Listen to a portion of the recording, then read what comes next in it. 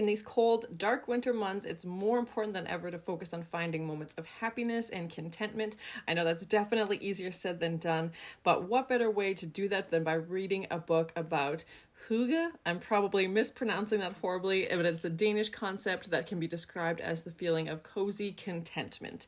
It's about taking pleasure in simple things and savoring life's little moments.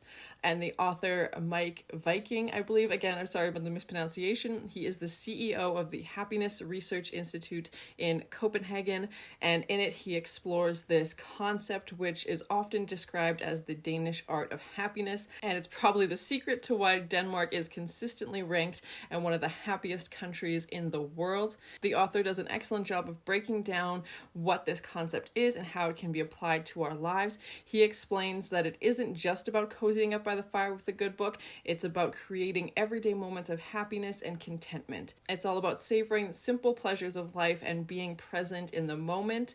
And one of the things I appreciated most about the book is that it doesn't try to sell you this concept. Instead, it simply provides you an introduction and lets you decide for yourself whether or not it's something you think you'd like to incorporate into your life. I have to say I absolutely loved this book. It was a quick read, but it was packed with information and how to incorporate this into your life, and the author does a great job of explaining what this concept is and why it is so important to the Danish people. He includes tons of tips on how to bring this into your life, and if you're looking for a way to add more happiness and contentment into your life, I would definitely recommend this book. He has a few other books about similar topics as well, so if you like this, maybe check those out. So if you're looking for a lighthearted read that will leave you feeling warm and fuzzy inside, I would highly recommend giving this book a try.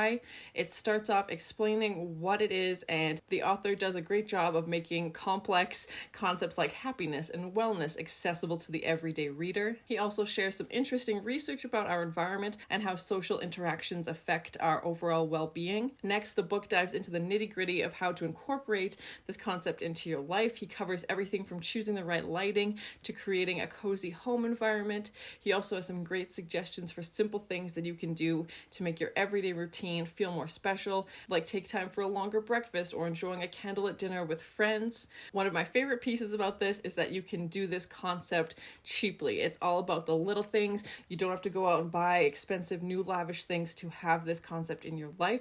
He talks about how the Danish culture values simplicity, togetherness, nature, which are all core components, and he includes tons of tips to how to bring more of this into your life, whether you live in Denmark or not. So if you're looking for ways to add more hygge into your life, this book is definitely for you. Especially during the winter, it's nice to have that cozy home set up, and lighting is a big part of this as well, and lots of candles.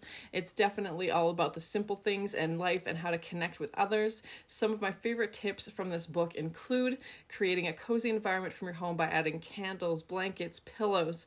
Make time for yourself every day, even if it is just 10 minutes, to relax and do something you enjoy.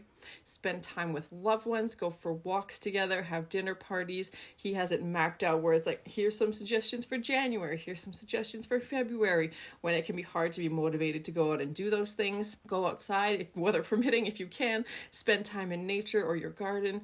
Eat good food, cook meals from scratch using fresh ingredients, drink, quality tea or coffee and actually savor it and enjoy it and try and make time for it.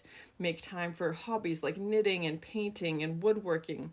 And in today's fast-paced world, it's easy to get caught up in the hustle and bustle and forget to slow down and appreciate these little things in life.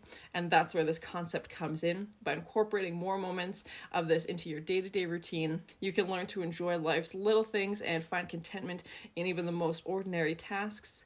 In addition to make you feeling good in the moment, studies have shown that practicing this concept can have lasting effects on your overall well-being. One study found that people who took time to practice reported higher levels of satisfaction within their lives and felt more connected to their families and friends. Another study found that people who engaged in these activities had lower levels of stress hormones in their bodies than those who didn't. Throughout the book, the author weaves in personal stories and anecdotes about Danish culture. He includes some beautiful photographs that will definitely get you feeling all warm and fuzzy inside. Overall, I found this book to be a very enjoyable read, and if you're looking for something to help chase away those winter blues, I would definitely recommend picking up a copy.